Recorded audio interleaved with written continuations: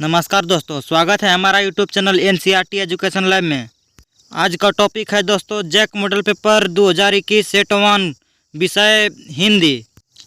खंड का है दोस्तों अपठित गद्यांश एवं काव्यांश।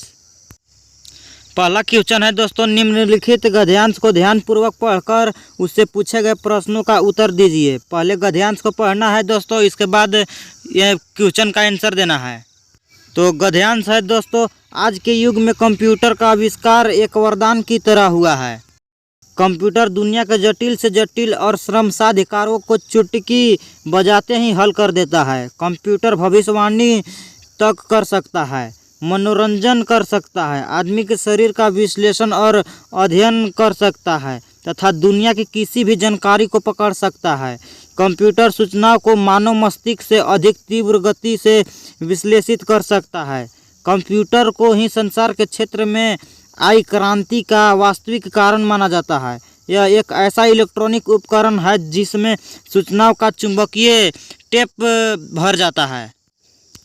इसमें चिप पर कार्यक्रम तैयार किए जाते हैं। चिप आदमी के नाखूनों के बराबर होते हैं।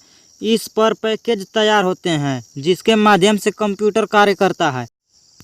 कंप्यूटर में टेलीविज़न की तरह एक स्क्रीन होती है, उससे जुड़ा हार्डवेयर होता है और उसी से जुड़ा टाइपराइटर की तरह अंकित अक्षरों वाला एक उपकरण होता है जिसे कीबोर्ड कहते हैं। कंप्यूटर में मेमोरी अर्थात स्मृति की व्यवस्था होती है। कंप्यूटर की मेमोरी में सूचनाओं को सुरक्षित रखा जाता है। इसमें एक प्रिंटर भी होता है जिसके द्वारा सूचनाएं मुद्रित की जाती है। तो अब इस गद्यांश से क्वेश्चन है दोस्तों, कंप्यूटर का आविष्कार आज के युग के लिए क्या है। तो हम लोग पढ़े हैं दोस्तों, इसका ऑप्शन है क अभिशाप, ख वरदान, ग अध्ययन और घ विश्लेषण। तो इसका सही आंसर होगा दोस्तों ख वरदान।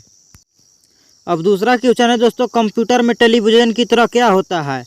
ऑप्शन है दोस्तों क स्क्रीन, ख माउस, ग कीबोर्ड, घ प्रिंटर। तो हम लोग पढ़े हैं दोस्तों कंप्यूटर में टेलीविज़न की तरह स्क्रीन होता है। तो इसका सही आंसर हो जाएगा दोस्तों क स्क्रीन। अब तीसरा क्वेश्चन है दोस्तों, चिप का आकार कितना बड़ा होता है। ऑप्शन है दोस्तों क आदमी के आँख के बराबर, ख आदमी के मुंह के बराबर, ग आदमी के नाखून के बराबर, ग आदमी के उंगली के बराबर। तो हम लोग गद्यांश में पढ़े हैं दोस्तों चिप का आकार आदमी के नाखून के बराबर होता है। तो इसका सही आंसर हो जाएगा ग आदमी के नाखून के बराबर। अब है चौथा क्वेश्चन, श्रम साध्य का अर्थ होता है। क है दोस्तों कठिन परिश्रम, ख है आराम, ग साधना, घ माध्यम। तो इसका सही आंसर होगा दोस्तों कठिन परिश्रम।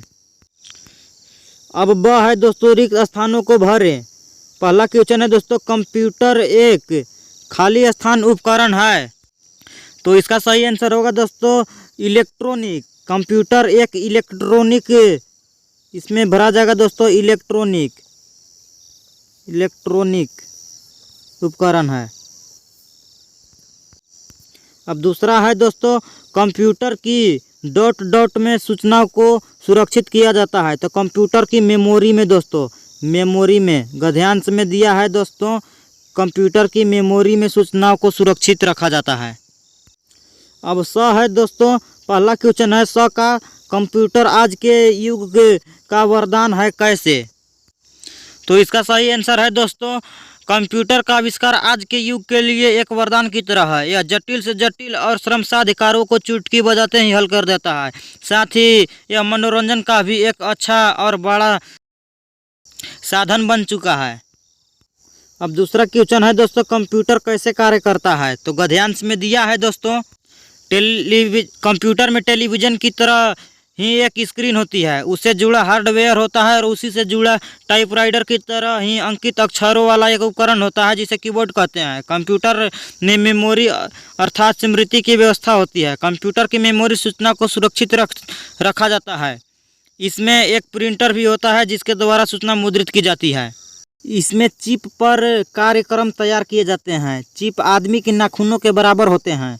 इस पर पैकेज तैयार होते हैं जिसके माध्यम से कंप्यूटर कार्य करता है। तो दूसरा है दोस्तों, निम्नलिखित काव्यांश को ध्यानपूर्वक पढ़कर उससे पूछे गए प्रश्न के उत्तर दीजिए। तो काव्यांश है दोस्तों पक्षी और बादल ये भगवान के डाकिए हैं जो एक महादेश से दूसरे महादेश जाते हैं। हम तो समझ नहीं पाते हैं मगर उनकी लाई चिट्ठियाँ पेड़ पौधे पानी और पहाड़ बाँचते हैं। हम केवल यह आंकते हैं कि देश की धरती दूसरे देश को सुगंध भेजती है। अब काव्यांश से क्वेश्चन है दोस्तों, सही विकल्प को चुनिए। अ का पहला क्वेश्चन है दोस्तों, भगवान के डाकिए कौन है? इसका ऑप्शन है दोस्तों क पर्वत और झरने, ख है दोस्तों पक्षी और बादल, और ग है दोस्तों पेड़ और पौधे, और घ है पानी और हवा। तो इसका सही आंसर होगा दोस्तों ख पक्षी और बादल। काव्यांश में दिया है दोस्तों भगवान के डाकिए पक्षी और बादल हैं। अब दूसरा क्वेश्चन है दोस्तों, एक देश की धरती दूसरे देश को क्या भेजती है? ऑप्शन है दोस्तों क मिट्टी, ख फूल, ग सुगंध, घ उपहार। तो इसका सही आंसर होगा दोस्तों ग सुगंध। काव्यांश को पढ़िए दोस्तों, काव्यांश में दिया है। अब तीसरा है दोस्तों, डाकिया शब्द में या क्या है? क है दोस्तों उपसर्ग, ख है प्रत्यय, ग है विशेषण, और घ है अव्यय। तो इसका सही आंसर होगा दोस्तों ख प्रत्यय। या प्रत्यय है दोस्तों डाकिया शब्द में। अब चौथा क्वेश्चन है दोस्तों, प्रकृति को किस रूप में प्रस्तुत किया गया है? क है दोस्तों दुल्हन, ख है आनंद, ग है संदेशवाहक, घ है मेहमान। तो इसका सही आंसर होगा दोस्तों ग संदेशवाहक। अब ब है दोस्तों रिक्त स्थान को भरिए। इसका पहला क्वेश्चन है दोस्तों, भगवान के डाकिए एक खाली स्थान से दूसरे महादेश जाते हैं। तो इसका सही आंसर होगा दोस्तों भगवान के डाकिए एक महादेश। महादेश इसमें होगा दोस्तों महादेश, एक महादेश से दूसरे महादेश में जाते हैं। अब दूसरा है दोस्तों क एक देश की धरती खाली स्थान को सुगंध भेजती है। एक देश की धरती दूसरे देश की, इसमें हो जाएगा दोस्तों दूसरे देश की, दूसरे देश को सुगंध भेजती है। अब स का पहला क्वेश्चन है दोस्तों, भगवान के डाकिए कहाँ से कहाँ तक जाते हैं और क्या क्या बाँचते हैं? इसका आंसर है दोस्तों भगवान के डाकिए एक देश से दूसरे देश के मनुष्य के लिए प्रेम, सद्भाव और एकता का संदेश लेकर आते जाते हैं। उनकी लाई चिट्ठियाँ का संदेश पेड़ पौधे पानी और पहाड़ बाँचते हैं। अब दूसरा है दोस्तों, इस काव्यांश में कवि क्या कहने का प्रयास किए हैं? तो इसका उत्तर है दोस्तों, कविता के माध्यम से कवि ने यह कहने का प्रयास किया है कि प्रकृति किसी बंधन में नहीं बंधती है, उसी प्रकार मनुष्य को भी इस राह पर चलना चाहिए और आपसी भेदभाव को मिटाकर प्रेम पूर्वक रहना चाहिए। कवि विश्व एकता का संदेश देना चाहता है। अब है दोस्तों खंड ख व्यवहारिक व्याकरण। तीसरा क्वेश्चन है दोस्तों, सही विकल्प को चुने। पहला क्वेश्चन है दोस्तों, तीसरा का पक्षी आकाश में उड़ रहे हैं, क्रिया भेद के नाम बतावें। पहला है दोस्तों क सकर्मक, ख अकर्मक, ग द्विकर्मक, घ प्रेरणार्थक। तो इसका सही आंसर होगा दोस्तों ख अकर्मक। दूसरा क्वेश्चन है दोस्तों, ड्राइवर बस चला रहा है, निम्न में से कौन सा क्रिया भेद है? ऑप्शन है दोस्तों क सकर्मक, ख अकर्मक, ग प्रेरणार्थक, घ द्विकर्मक। तो इसका सही आंसर होगा दोस्तों क सकर्मक। अब तीसरा है दोस्तों, मोहन घर जाता है, इस वाक्य में कौन क्रियापद है? क्रियापद बताना है दोस्तों। ऑप्शन है दोस्तों क मोहन, ख घर, ग जाता है, घ आता है। तो इसका सही आंसर होगा दोस्तों मोहन घर जाता है, इसलिए इसमें हो जाएगा दोस्तों ग जाता है। चौथा क्वेश्चन है दोस्तों, खिलौना किसने तोड़ा, क्रियापद बतावें। खिलौना किसने तोड़ा का क्रियापद बताना है दोस्तों। ऑप्शन है दोस्तों क तोड़ा, ख खिलौना, ग तोड़ना, घ किसने। तो इसका सही आंसर है दोस्तों क तोड़ा। इसका अंत में है दोस्तों तोड़ा, इसलिए हो जाएगा इसका तोड़ा। अब पांचवा क्वेश्चन है दोस्तों, निम्न में से कौन अंबर का अनेकार्थी शब्द नहीं है? अंबर का अनेकार्थी शब्द जो नहीं है उसे चुनना है दोस्तों। इसका ऑप्शन है दोस्तों क वस्त्र, ख आकाश, ग कपास, घ धरती। तो इसका सही आंसर होगा दोस्तों घ धरती। धरती अंबर का अनेकार्थी शब्द नहीं होता है, और वस्त्र मतलब ही अंबर होता है दोस्तों, और आकाश का भी अंबर होता है, कपास मतलब ही अंबर होता है, और घ जो इसका सही ऑप्शन है धरती। अब छठा क्वेश्चन है दोस्तों, कृष्ण का अनेकार्थी शब्द नहीं है। ऑप्शन है दोस्तों क उजाला, ख काला, ग श्री कृष्ण, घ 15 दिनों का पक्ष। तो कृष्ण का इसका अनेकार्थी शब्द नहीं है, इसका सही आंसर होगा दोस्तों क उजाला। कृष्ण मतलब उजाला नहीं होता है दोस्तों, कृष्ण मतलब काला भी होता है, कृष्ण मतलब श्री कृष्ण जो भगवान है वो भी होता है दोस्तों, और 15 दिनों का पक्ष भी कृष्ण पक्ष होता है। अब 7वां क्वेश्चन है दोस्तों, निम्न में मित्र का सही अर्थ है। ऑप्शन है दोस्तों क अरी, ख दोस्त, ग प्रेम, घ धन। तो इसका सही आंसर होगा दोस्तों ख दोस्त। मित्र का अर्थ दोस्त भी होता है दोस्तों। अब है दोस्तों 8वां क्वेश्चन, निम्न में से कौन सा कनक का सही अर्थ नहीं है। ऑप्शन है दोस्तों क गेहूँ, ख सोना, ग धतूरा, घ कंगन। तो इसका सही आंसर होगा दोस्तों घ कंगन। कंगन का कनक अर्थ नहीं होता है दोस्तों। अब है दोस्तों 9वां क्वेश्चन, यही यही छात्र कक्षा में प्रथम आया, यही छात्र कक्षा में प्रथम आया, यह निम्न में से कौन सा वाक्य है। ऑप्शन है दोस्तों क सरल, ख मिश्र, ग संयुक्त, घ उपवाक्य। तो इसका सही आंसर होगा दोस्तों क सरल वाक्य। यही छात्र कक्षा में प्रथम आया सरल वाक्य है दोस्तों। अब 10वां क्वेश्चन है दोस्तों, हमारा उद्देश्य रहता है कि हम आत्मनिर्भर हों, निम्न में से कौन सा वाक्य है।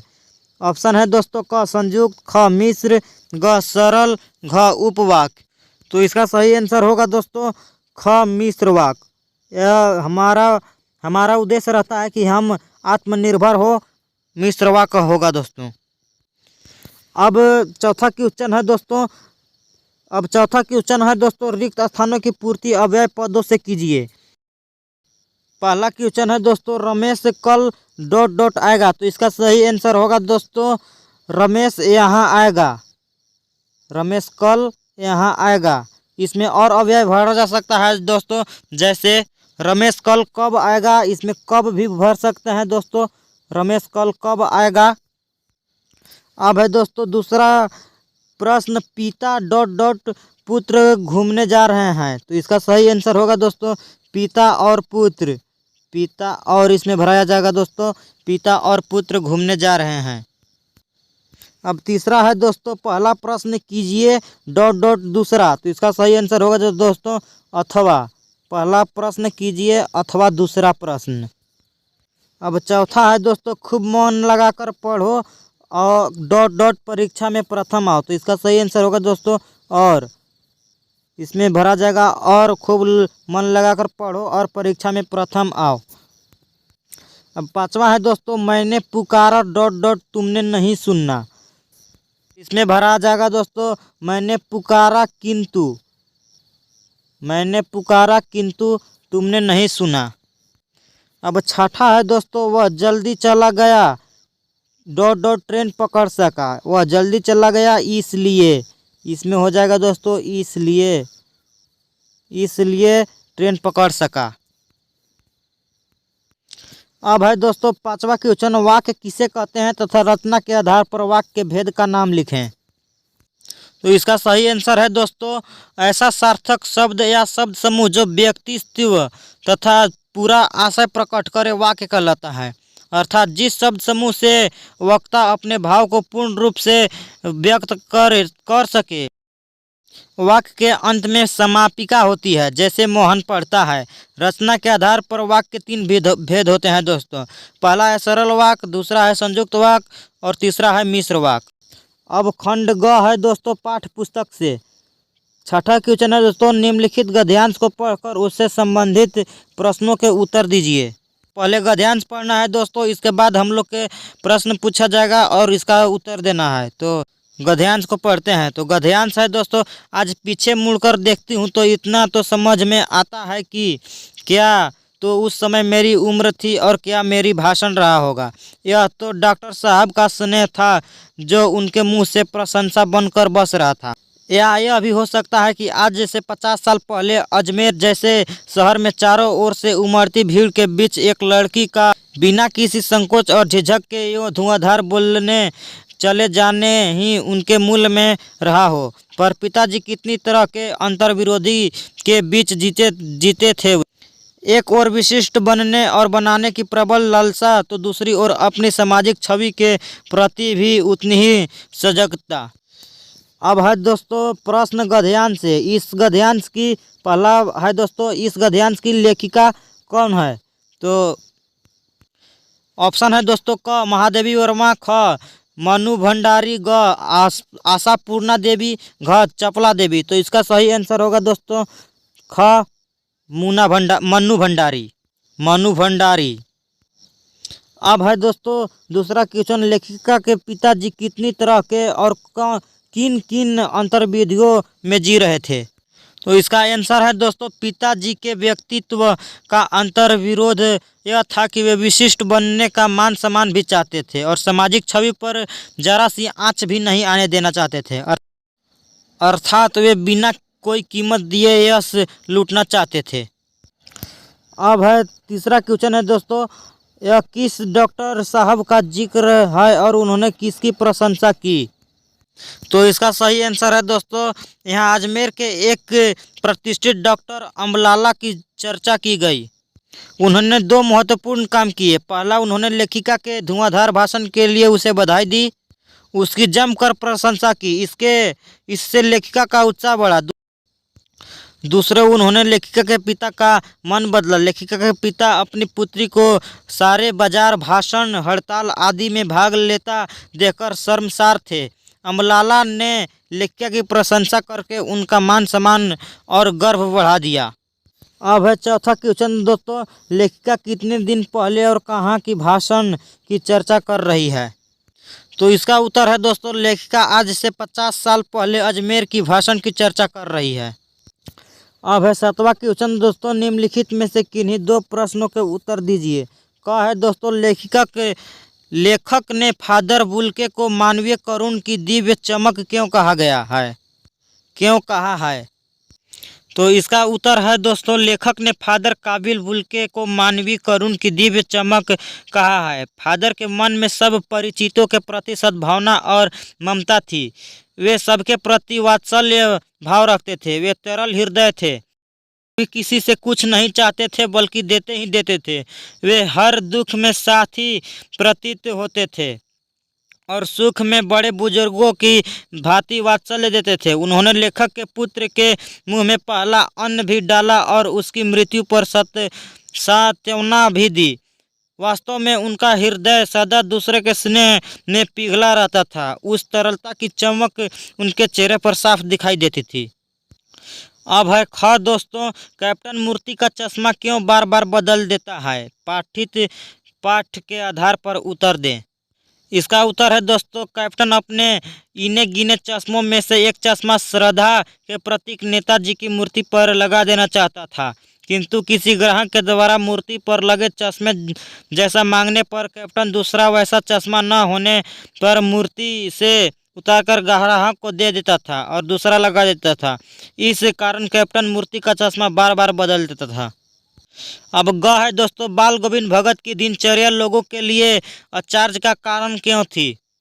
इसका उत्तर है दोस्तों बाल गोविंद भगत की दिनचर्या लोगों को हैरान कर देती थी। वे भगत जी की सरलता, सादगी और निस्वार्थता पर हैरान होते थे। भगत जी भूलकर भी किसी से कुछ नहीं लेते थे। वे बिना पूछे किसी की चीज़ छूते भी नहीं थे, यहाँ तक कि किसी दूसरे के खेत में शौच भी नहीं करते थे। लोग उनके इस खरे व्यवहार पर मुग्ध थे। लोग भगत जी पर तब और भी आश्चर्य करते थे जब ये भोर काल में उठकर 2 मील दूर स्थित नदी में स्नान कर आते थे। वापसी पर वे गांव के बाहर स्थित पोखर के किनारे प्रभु भक्ति के गीत टेरा करते थे। उनके इन प्रभाती गानों को सुनकर लोग सचमुच हैरान रह जाते थे। अब घ है दोस्तों, नौबत खाने में इबादत पाठ का संदेश क्या है?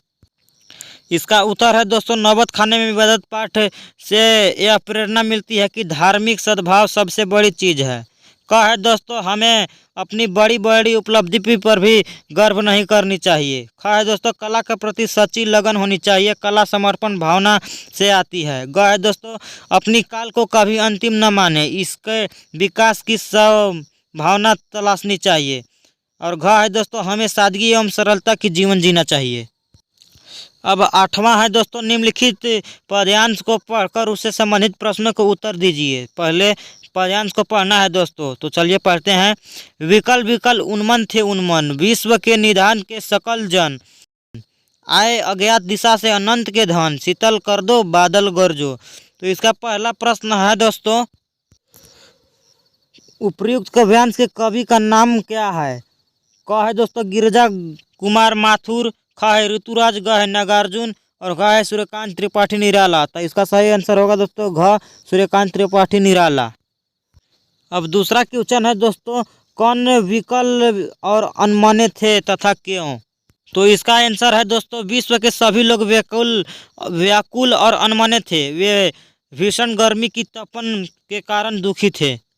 तीसरा है दोस्तों, कवि बादल से क्या प्रार्थना करता है? उत्तर है दोस्तों, कवि बादल से प्रार्थना करता है कि वे गर्मी से तपती धरती पर खूब बरसे और शीतल कर दे। चौथा है दोस्तों, यह काव्यांश किस कविता से लिया गया है? इसमें निषाद किसका प्रतीक है? उत्तर है दोस्तों, यह काव्यांश उत्साह कविता से लिया गया है। इसमें निषाद भयंकर तप्त सूर्य अथवा संसारिक कष्टों का प्रतीक है। अब नवा है दोस्तों, निम्नलिखित प्रश्नों में से किन्हीं दो प्रश्नों के उत्तर दीजिए। क है दोस्तों, गोपियों के अनुसार राजा का धर्म क्या होना चाहिए? इसका उत्तर है दोस्तों, गोपियों के अनुसार राजा का धर्म प्रजा की रक्षा करना होना चाहिए। उसे प्रजा को कभी नहीं सताना चाहिए। अब ख है दोस्तों, कविता में बादल किन किन अर्थों की ओर संकेत करता है? उत्तर है दोस्तों, कविता में बादल निम्नलिखित अर्थों की ओर संकेत करता है। पहला है दोस्तों, बादल पीड़ित प्यासे जनों की प्यास को बुझाने वाला है। और दूसरा है दोस्तों, बादल क्रांति के अर्थ की ओर भी संकेत करता है। यह क्रांति लोगों की इच्छाओं की पूर्ति का माध्यम बनेगी। और तीसरा है दोस्तों, बादल ललित कल्पना की ओर संकेत करता है। चौथा है दोस्तों, बादल जन जन के आकांक्षा को पूरा करने वाला है। पांचवा है दोस्तों, बादल नव जीवन के अर्थ की ओर संकेत करता है। छठा है दोस्तों, बादल नूतन कविता के अर्थों की ओर संकेत करता है। अब ग है दोस्तों, माँ को अपनी बेटी अंतिम पूंजी क्यों लग रही है? इसका उत्तर है दोस्तों, माँ अपने सुख दुख को, विशेषकर नारी जीवन के दुखों को, अपनी माँ बहन या बेटी के साथ बांट सकती है। शादी से पहले माँ और बहनें उसकी पूजित थी। वह उनके साथ बातें कर सकती थी, सलाह ले दे सकती थी, परंतु अब उसके पास बेटी ही एकमात्र पूंजी है। कन्यादान के बाद वह भी ससुराल चल जाएगी तो वह बिल्कुल अकेली रह जाएगी। घ है दोस्तों, बच्चे की दंतुरित मुस्कान का कवि के मन पर क्या प्रभाव पड़ता है?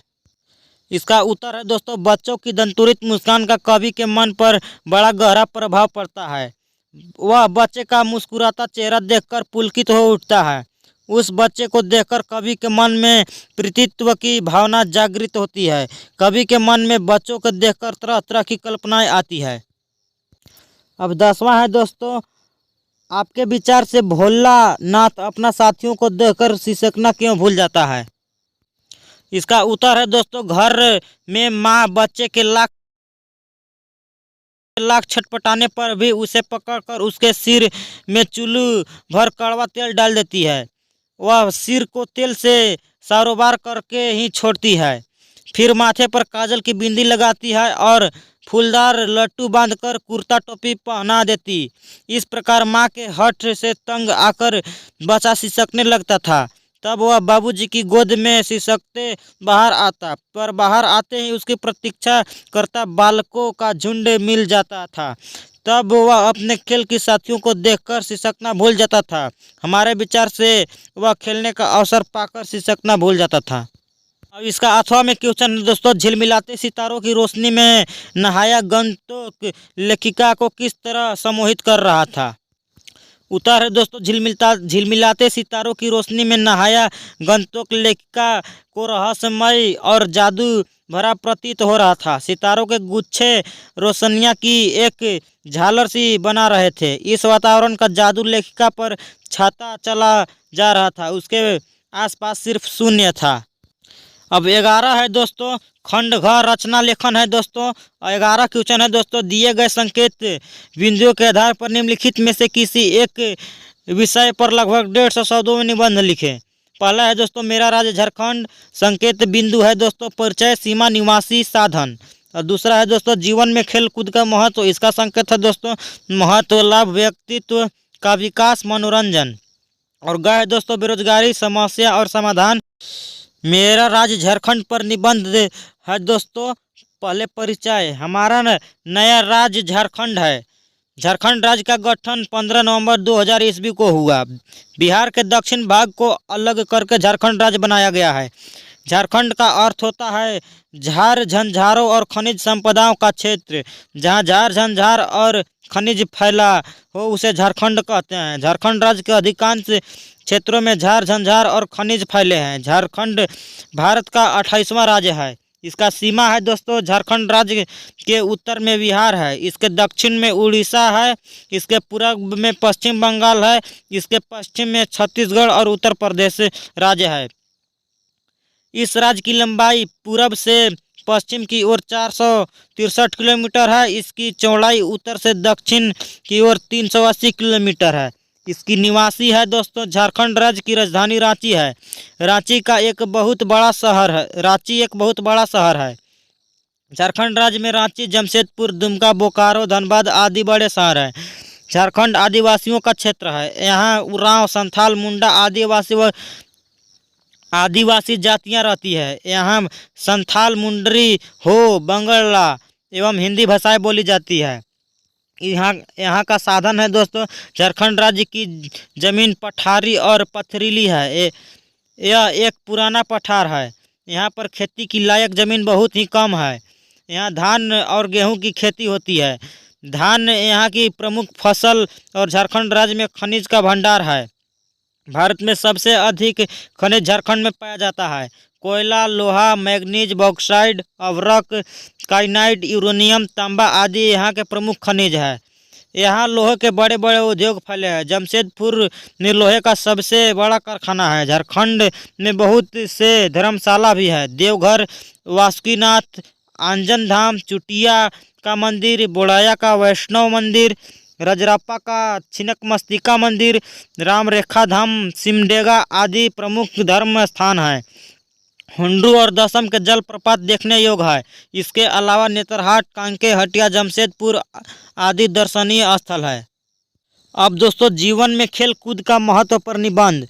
भूमिका है दोस्तों। स्वामी विवेकानंद के अनुसार स्वस्थ शरीर में ही स्वस्थ मस्तिष्क का निवास होता है। शारीरिक और मानसिक बल में सुंदर और उपयुक्त संतुलन बनाए रखने का एकमात्र साधन है। खेल और जीवन के सर्वांगीण विकास के साधन है। खेल मनुष्य के शरीर विकास के तो सर्वस्वीकृत तथा सर्वमान्य साधन है। साथ ही खेल के मैदान में हम अनुशासन, संगठन, आज्ञा पालन, सहसा, आत्मविश्वास तथा एकाग्रचित्ता जैसे गुण को भी प्राप्त करते हैं। जो व्यक्ति अपने में इन गुणों का विकास कर लेता है वह जीवन के प्रत्येक क्षेत्र में विजय प्राप्त कर लेता है। अच्छे स्वास्थ्य के अनेक साधन हैं, जैसे व्यायाम, खेलकूद, जिम्नास्टिक आदि। व्यायाम तथा जिम्नास्टिक से शरीर स्वस्थ तो अवश्य रहता है, परंतु इससे मनोरंजन नहीं होता। ये दोनों साधन नीरस है। इसके विपरीत खेलों से व्यायाम के साथ साथ मनोरंजन भी होता है। यही कारण है कि विद्यार्थी की रुचि व्यायाम की अपेक्षा खेल कूद में अधिक होता है। वे खेल कूद में भाग लेकर अपना स्वास्थ्य ठीक रखते हैं। अब है दोस्तों खेल कूद के विविध रूप। खेलकूद और व्यायाम का क्षेत्र बहुत व्यापक है तथा इसके अनेकानेक रूप है। रस्साकशी, कबड्डी, खो खो, ऊंची कूद, लंबी कूद, तैराकी, hockey, football, cricket, badminton, tennis, skating आदि खेलकूद के विभिन्न रूप हैं। इनसे शरीर में रक्त का तीव्र संचार होता है और अधिक ऑक्सीजन के कारण प्राण शक्ति बढ़ती है। इसलिए शरीर को पुष्ट बनाने के लिए कुछ नियमित व्यायाम करते हैं, जैसे प्रातःकाल खुली वायु में घूमना या दौड़ना, रस्सी कूदना, दंड और बैठके लगाना, मुगदुर घूमना अथवा योगासन द्वारा शरीर साधना करना। खेल कूद का महत्व है दोस्तों। मानसिक विकास की दृष्टि से खेल कूद बहुत महत्वपूर्ण है। खेल कूद से पुष्ट और स्फूर्तियम शरीर ही मन को स्वस्थ बनाता है। खेल कूद हमारे मन को प्रफुल्लित और उत्साहित बनाए रखते हैं। खेलों से नियम पालन का स्वभाव विकसित होता है और मन एकाग्र होता है। शिक्षा प्राप्ति में ये सभी महत्वपूर्ण भूमिका निभाते हैं। खेलकूद चारित्रिक विकास में भी योग देते हैं। खेलकूद में सहिष्णुता, धैर्य और साहस का विकास होता है तथा सामूहिक सद्भाव और भाईचारे की भावना पनपती है। इन चरित्रात्मक गुणों से एक मनुष्य ही सही अर्थों को शिक्षित और श्रेष्ठ नागरिक बनाता है। शिक्षा प्राप्ति के मार्ग में आने वाली कठिनाइयों को भी हम खेल में आने वाले अवरोधों की भांति हंसते हंसते पार कर लेते हैं और सफलता की मंजिल तक पहुंच जाते हैं। इस प्रकार जीवन की अनेक घटना को हम खिलाड़ी की भावना से ग्रहण करने के अभ्यस्त हो जाते हैं। उपसंहार है दोस्तों, आज देश विदेश में अनेक स्तरों पर खेलों का आयोजन किया जाता है। राष्ट्रीय, एशियाई और ओलंपिक खेलों का नियमित आयोजन होता है। आज भारत के युवाओं को अपनी रुचि खेलों में भाग लेना चाहिए। इनसे वे स्वास्थ्य प्राप्ति के साथ साथ अपने देश का नाम भी उज्जवल कर सकते हैं। एशियाई खेलों में स्वर्ण पदक जीतने वाले सतपाल तथा पीडी उषा आदि का बहुत ही मान सम्मान हुआ है। ओलंपिक में लिएंडर पेस्ट, कर्णम मालेश्वरी तथा राजवर्धन राठौर द्वारा पदक जीतने पर भी देश में खुशी की लहर दौड़ गई है। प्रत्येक भारतीय का कर्तव्य है कि वह अपने जीवन में किसी न किसी खेल कूद में श्रेष्ठता लाने का प्रयास करे। अब बेरोजगारी समस्या और समाधान है दोस्तों। संकेत बिंदु है भूमिका, कारण, दुष्परिणाम और समाधान। भूमिका है दोस्तों, आज भारत के सामने अनेक समस्याएं चट्टान बनकर प्रगति का रास्ता रोक खड़ी है। उनमें से एक प्रमुख समस्या है बेरोजगारी। महात्मा गांधी ने इन समस्याओं की समस्या कहा था। बेरोजगारी का अर्थ, इसका अर्थ है योग्यता के अनुसार काम का न होना। भारत में मुख्यतः 3 प्रकार की बेरोजगारी है। एक, वे जिनके पास आजीविका का कोई साधन नहीं है, वे पूरी तरह खाली रहते हैं। दूसरे, जिनके पास कुछ समय काम होता है परंतु मौसम या काम का समय समाप्त होते ही वे बेकार हो जाते हैं, ये आंशिक बेरोजगार कहलाते हैं। तीसरे, वे जिन्हें योग्यता के अनुसार काम नहीं मिला, जैसे कोई MA करके रिक्शा चला रहा है या BA करके पकौड़े बेच रहा है। कारण है दोस्तों इसका, बेरोजगारी का सबसे बड़ा कारण है जनसंख्या विस्फोट। इस देश में रोजगार देने की योजनाएं बनती है, वे सब अत्यधिक जनसंख्या बढ़ने के कारण बेकार हो जाती है। बेरोजगारी का दूसरा कारण है युवकों में बाबूगिरी की होड़।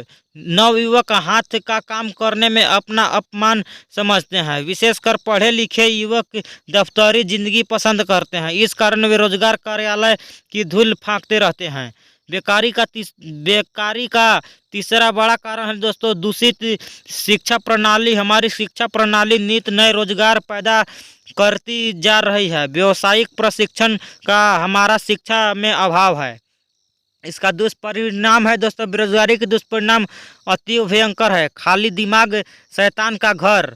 बेरोजगारी युवक कुछ भी गलत सलत करने पर उतारू हो जाता है, वहीं शांति को भंग करने में सबसे आगे होता है।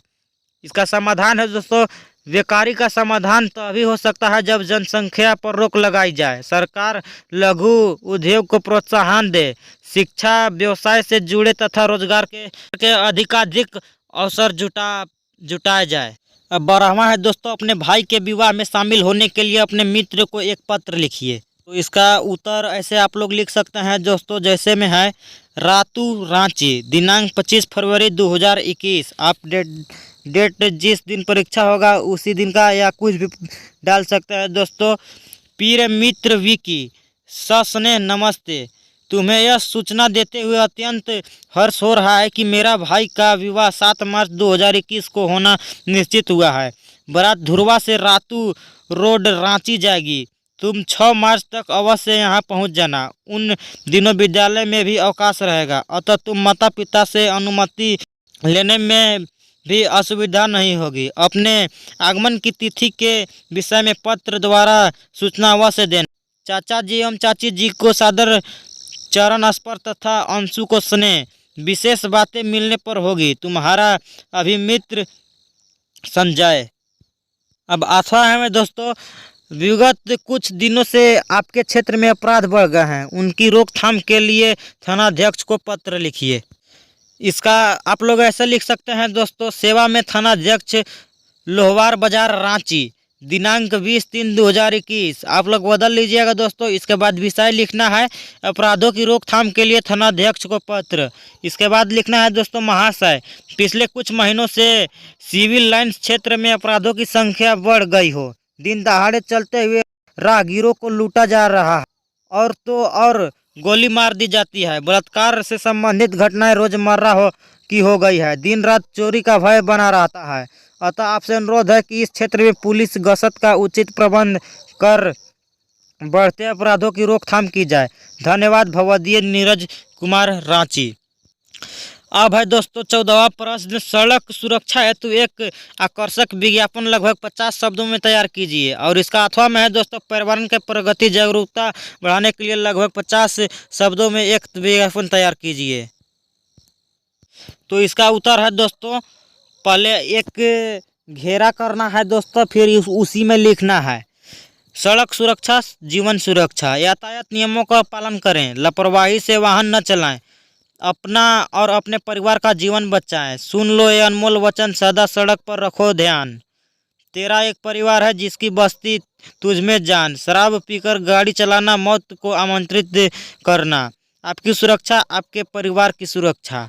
लिख सकते हैं दोस्तों ऐसे। अब इसका अथवा में है दोस्तों, पर्यावरण के प्रगति जागरूकता बढ़ाने के लिए लगभग 50 शब्दों में विज्ञापन तैयार करना है। तो इसका है दोस्तों, पर्यावरण की रक्षा दुनिया का रक्षा, पर्यावरण का रखे ध्यान तभी बनेगा देश महान। अब लिख सकते हैं दोस्तों, आइए हम सब मिलकर प्रण ले, अपने मोहल्ले को साफ रखेंगे, नदियों को गंदा नहीं करेंगे, हम पेड़ों को नहीं काटेंगे, अधिक से अधिक वृक्ष लगाएंगे, प्रकृति का न करे हरण, आओ बचाए पर्यावरण। अगर यह वीडियो आपके पढ़ाई में मदद किया है दोस्तों तो प्लीज़ वीडियो को लाइक कर दीजिए और दोस्तों को साथ शेयर कीजिए और मेरा चैनल को ज़रूर सब्सक्राइब कीजिएगा दोस्तों।